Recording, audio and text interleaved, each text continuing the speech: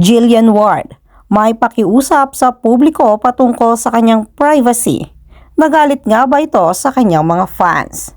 Matapos nga ang napakamatagumpay na serye na abot kamay na pangarap, sasabak naman sa isang bonggang pelikula si Jillian Ward. Ito ay kinumpirma ng tinagurang star of the new gen after ng very successful run ng kanilang hit medical drama series na Abot Kamay na nagtapos noong October 19. Kaya ang tanong ng kanyang mga fans, ano na ang kanyang susunod na gagawin? Ibinahagi naman ni Jillian na mayroon na siyang mga susunod pang project. Kasunod dito ay tinanong din siya ni Boy Abunda tungkol sa privacy ng mga artista. Ani nito, well, to an extent, syempre po kasi tao lang din naman po tayo. Silent awayan umano nila Heart Evangelista at Pia Wurtzbach.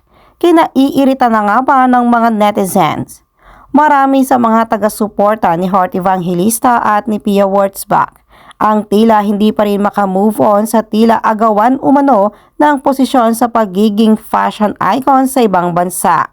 Ngunit base sa naging interview at pahayag nga ni Heart Evangelista noon ay wala umano siyang sama ng loob kay Miss Universe 2015 Pia Wurtzbach.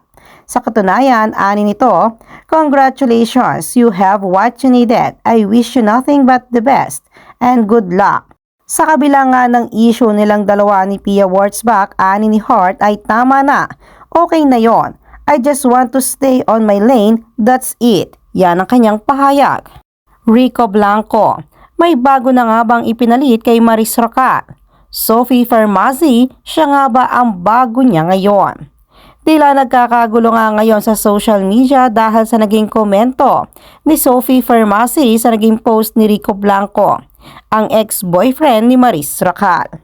Ayon kasi sa naging Facebook comment nito, "You are a great artist, Rico Blanco. You were my idol when I was young, and I really love your songs. You inspired me to play guitar.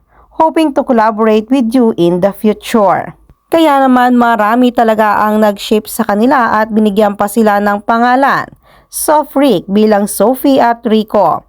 Komento nga ng isang netizen, "This is great. Both are viral musicians."